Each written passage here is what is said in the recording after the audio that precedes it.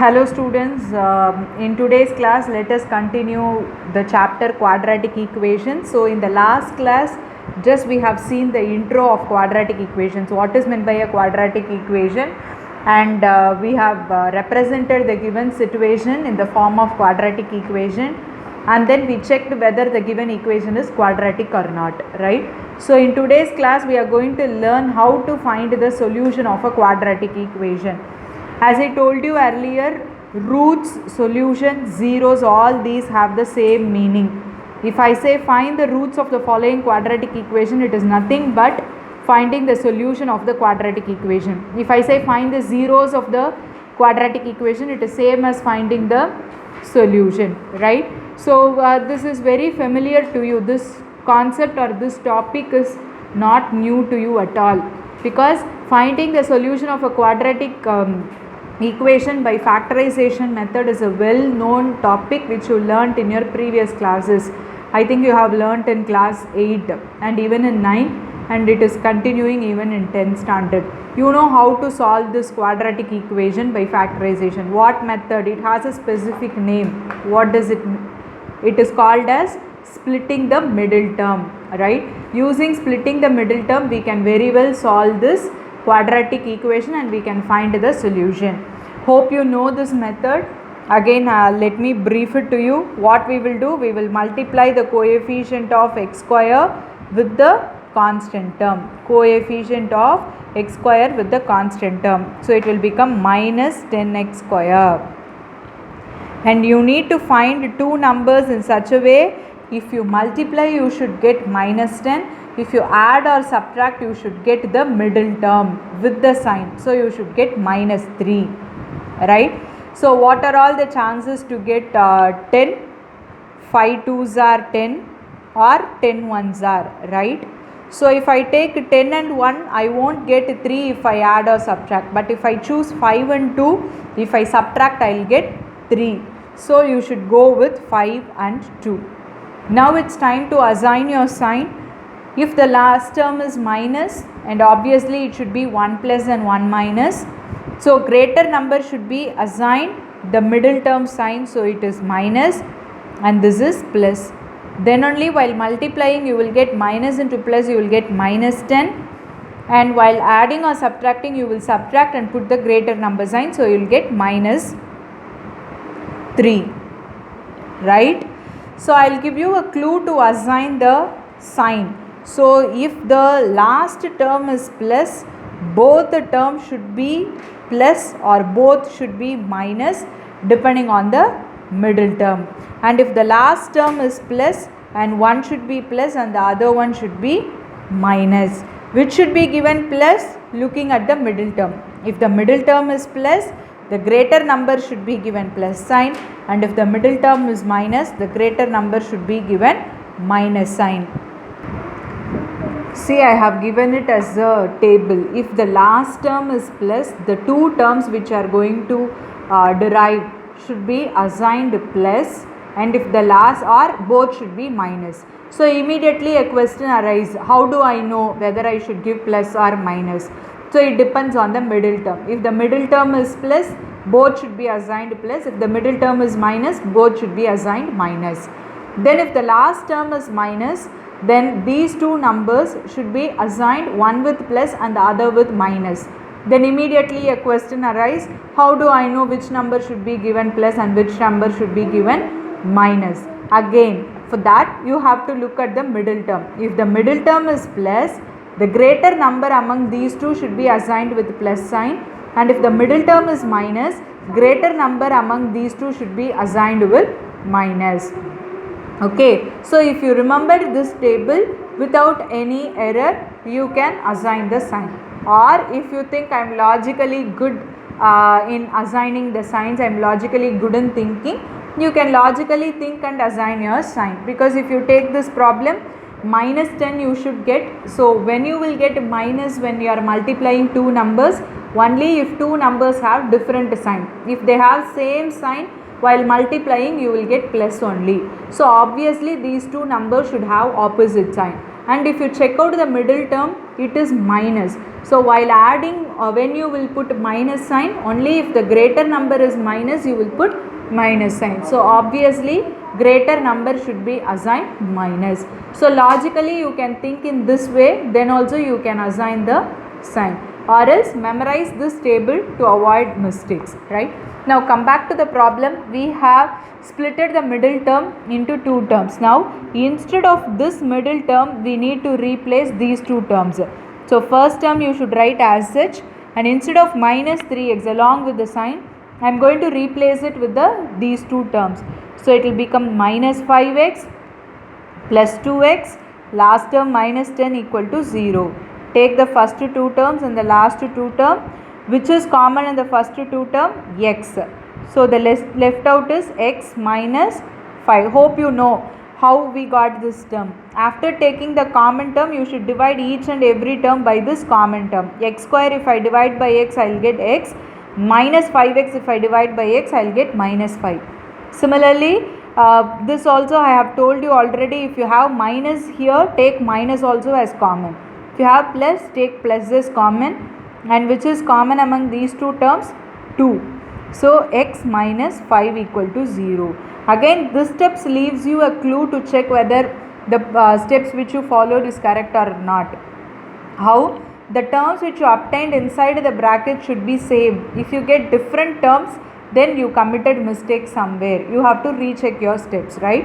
Only if you get the same term, what you did is correct. After this, now take the common term again. X minus 5 is common.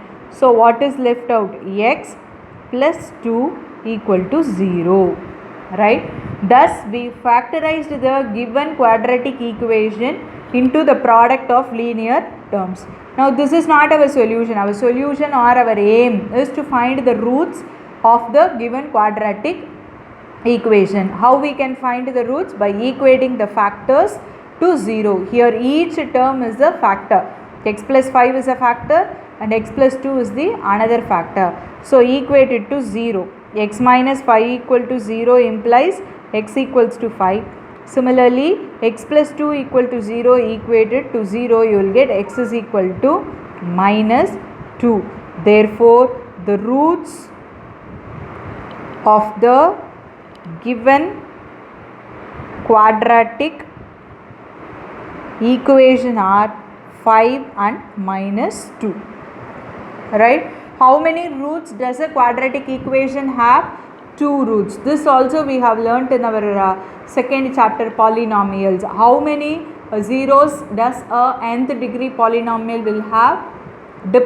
N roots, right? Depends on the degree, that many roots a particular polynomial will have. A linear equation will have 1 solution, quadratic equation will have 2 solution, cubic equation will have 3 solution, likewise nth degree equation will have n solutions, right? Thus we arrived at the 2 roots of the given quadratic equation by factorization method. This is not new to you, we have learnt already, but still I explained you in detail, right?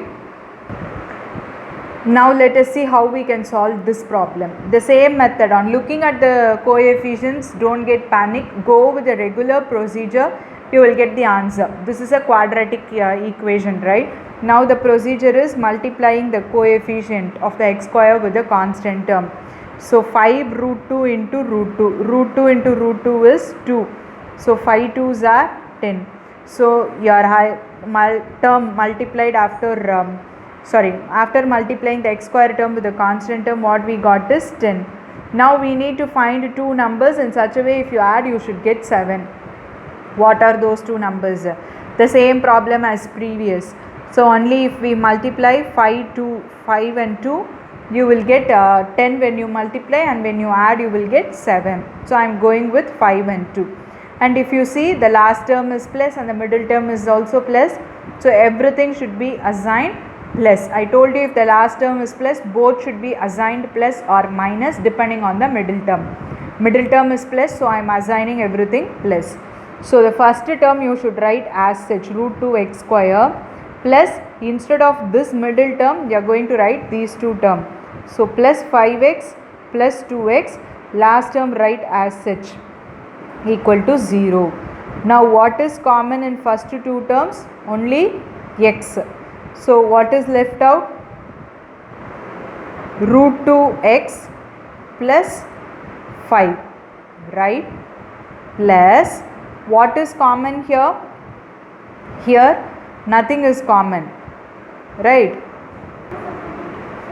Nothing is common here, but when you analyze this, as I told you, we need to get the same term here, then only what we did is correct. We can proceed with the problem.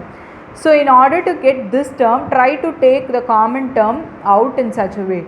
So we need root 2x, and similarly we need only 5, but here we have 5 root 2. So try to take root 2 as common.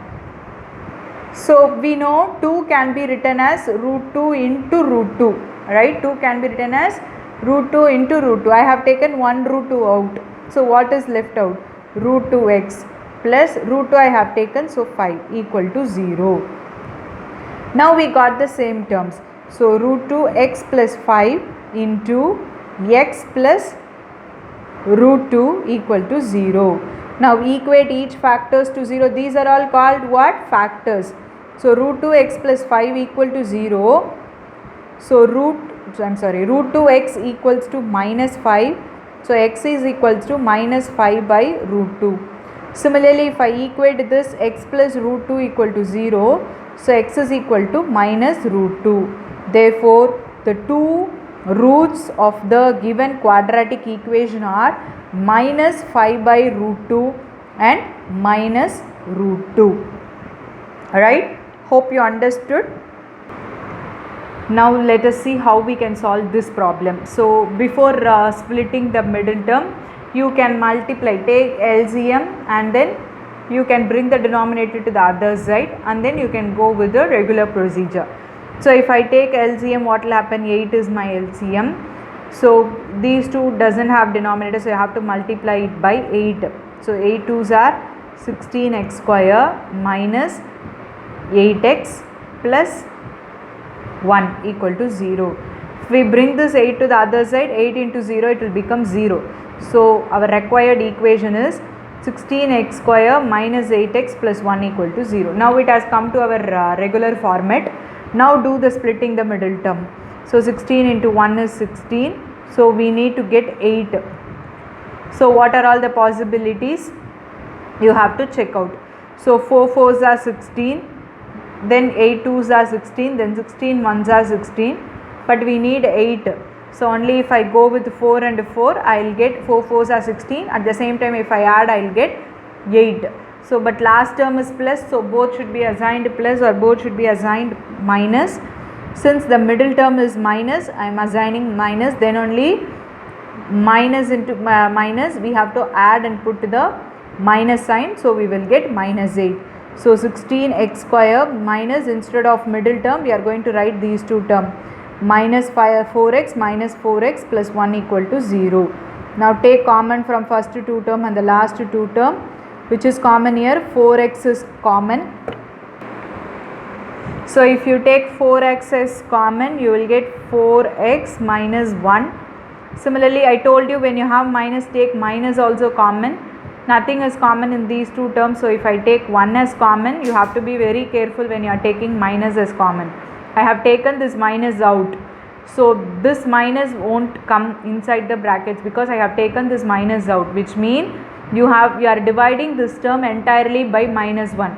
If you divide minus 4x by minus 1, what will happen? Minus minus will get cancelled and you will get just 4x.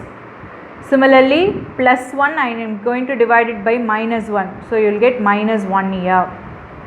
Or else you can remember in this way, when you take minus as common, the sign of each and every term inside the bracket will change. Now I have taken minus as common. So minus 4x has become plus 4x, plus 1 has become minus 1. Remember in that way at least. Or else taking common means what? We are dividing each and every term by this common factor. So if I divide minus 4x by minus 1, minus minus will get cancelled, I will get 4x. And if I divide plus 1 by minus 1, I will get minus 1, right? Anyway, you have to do it in a correct way. Don't confuse with the signs. Now 4x minus 1 is common.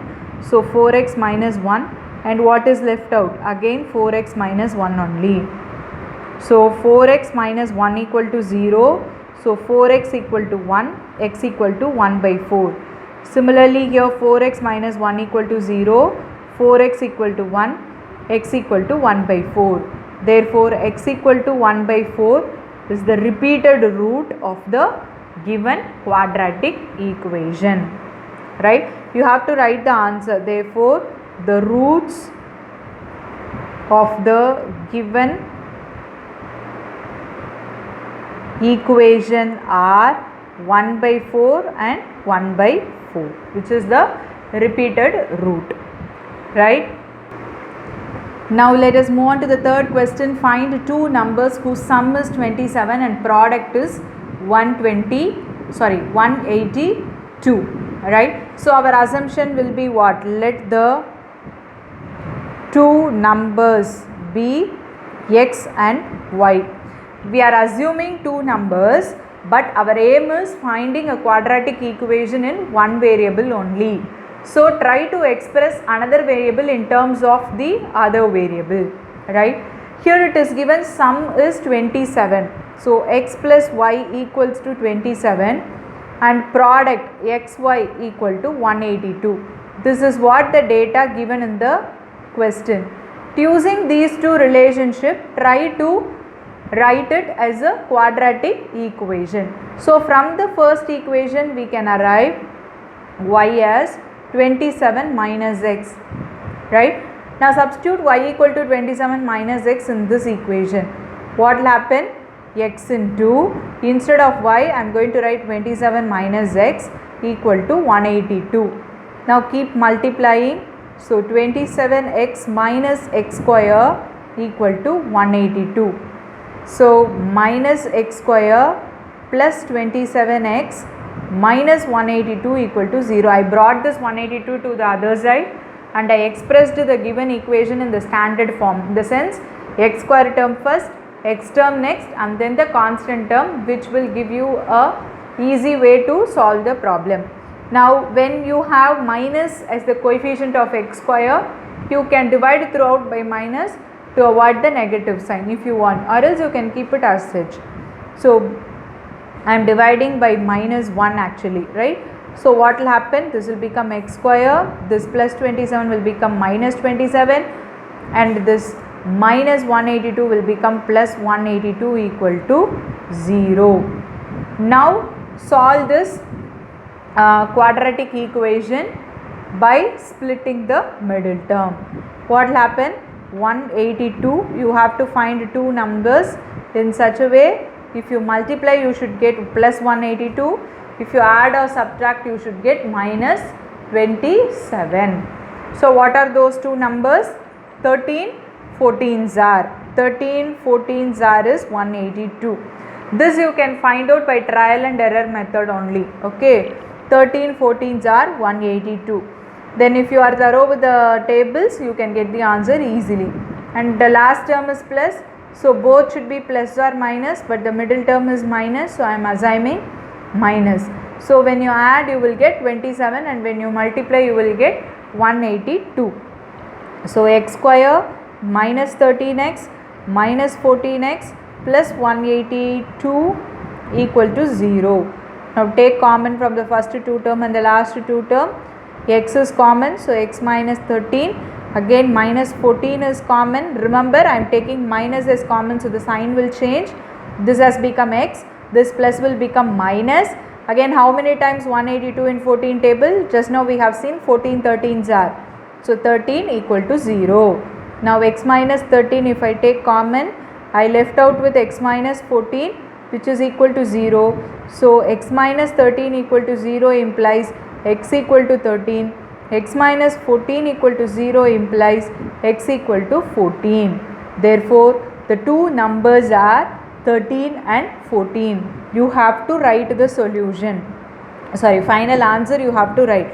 I don't have space, so I am writing here. Therefore the two numbers are 13 and 14. You have to write the final answer. Right? Hope you understood this. Let us move on to the next question. Now let us see the next problem. Find two consecutive positive integers, sum of whose squares is 365. We have done a problem of this kind in previous exercise also. Consecutive positive integers means how you will take your assumption. If one integer is x, the next integer will be x plus 1, right? Or else you can take x minus 1 and x also, right? So here we are going to assume let the two consecutive positive integers be x and x plus 1. So what is given in the question? Sum of whose squares. So first we need to square x square and this x plus 1 square. See, many will make mistake in this. Many will write x square plus 1. It is not x square plus 1. X plus 1 is your integer. So its square means whole square only, right? So two squares, consecutive positive integers are x and x plus 1. So what is given in the question? Sum of whose squares. So sum of whose squares. After squaring those two consecutive integers, we are adding, which is equal to 365, right? So after this, how will you solve this problem? Expand this, simplify this x square plus you can expand this using a plus b the whole square identity, which is equal to 365. Simplify it, you will arrive at a regular quadratic equation and then solve it by splitting the middle term. I am leaving this problem to you. Let us move on to the next question. What is given in the next question? The altitude of a right triangle is 7 cm less than its base. If the hypotenuse is 13 cm, find the other two sides. Now the problem is based on right triangle. Now let us see how we can frame the equation. Now see what is given in the question. It's a right triangle. Hypotenuse is given as 13 cm. They asked you to find the other two sides. And the clue or the hint what is given in the question? The altitude. Altitude means what? Height. What is height? Height is the perpendicular distance. So this is what the perpendicular, right? So this is your height. Height is 7 cm less than its base. So if we assume base as x, then height is x minus 7 cm less than its base. They asked you to find the other two sides. Now we know in a right triangle what is the relation between hypotenuse and the other two sides. What is the relation? Pythagoras theorem. So let us write, let the base be x, then altitude is equal to x minus 7. By Pythagoras theorem, what you know about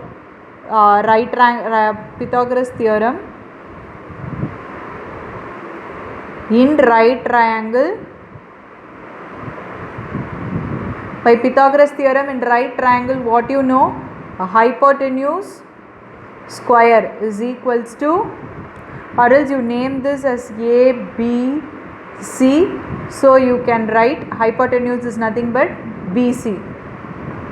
So you can write BC square equal to AC square plus AB square.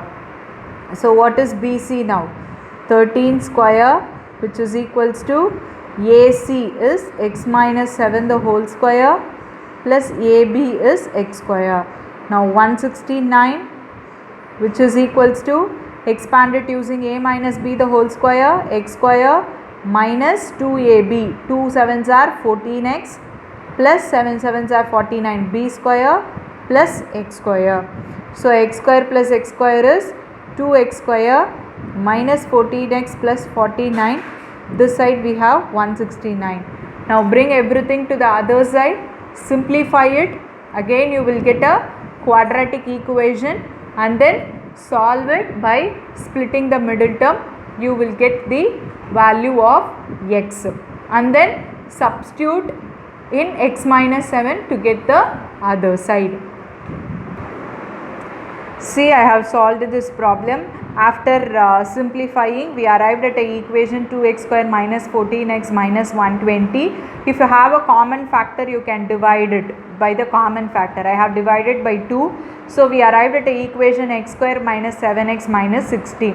So after that, I have factorized it using splitting the middle term. This and all you know, you can do it by your own. We arrived at the solution x is equal to 12 and x equal to minus 5. Here you have to think.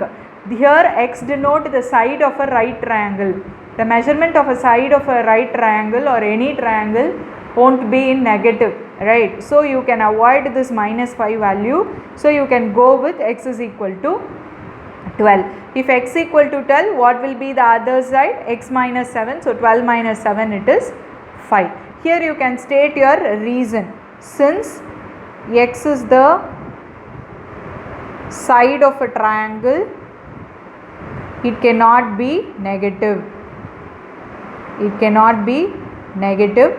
Therefore, x equal to 12. After taking x value, you can substitute and find the other side. Therefore, the other two sides are 12 centimeter and 5 centimeter. Right? Let us see the last question. A cottage industry produces a certain number of pottery articles in a day. It was observed on a particular day that the cost of production of each article was 3 more than twice the number of articles produced on that day. If the total cost of production on that day was rupees 90, find the number of articles produced and the cost of each article. As usual, let us start our problem with the assumption of what they asked. So let us assume number of articles produced on one day as x and the cost of each article be rupees y. Then let us frame our equation. So as usual, we have assumed the number of articles produced to be x and the cost of each article be rupees y. So it is given the total cost of production on that day was rupees 90. How will you find the total cost? The number of articles into the cost per article will give you the total cost, right? I repeat, the number of articles multiplied by the cost of each article will give you the total cost, right? So x into y will give you the total cost, which is rupees 90. This is one equation, but we are not interested in having two variables. So what is the next information? It is given in the question. It was observed on that particular day cost of production of each article, which means cost of production of each article y was so equal to 3 more than twice number of articles produced on that day. The cost was 3 more than, so plus twice the number of articles produced, which is x. So in the place of y, we are going to replace it with 3 plus 2x here. Therefore, first equation, mark this as 1. 1 will become x into, in the place of y, 3 plus 2x equal to 90. Now multiply 3x plus 2x square equal to 90 or 2x square plus 3x, bring this 90 to other side, minus 90 equal to 0. See, one more thing I want to tell you here, we have just interchanged the position of x square and x term. We didn't bring to the other side of the equation. Only if you bring to the other side of the equation, the signs will change. If you interchange the positions on the same side of the equation, the sign will not change. Many people will make mistake with this also. If you interchange the position of the terms on the same side of the equation, the sign will not change. Only if you bring or if you interchange the position from one side of the equation to the other side of the equation, only the sign will change, right? After arriving at this equation, you know how to solve it by factorization, split the middle term, right? So with this we completed this exercise. So let us wind up today's class. So what we learnt in today's class we didn't learn any new concept. We have just recalled what we learnt in our earlier classes. which is splitting the middle term. How to factorize a quadratic equation? By splitting the middle term. Hope you understood. Do these problems as homework and post it in the group without fail. Keep on practicing, do more problems, then only you will get familiarized with the concepts. Don't learn math with your eye, seeing the things, and don't say I know this, I know this. Only if you practice you will come to know what mistake you are committing while doing problems. So do it and see. Don't watch like a movie, I know this, no, don't leave the things, right? Thank you, students.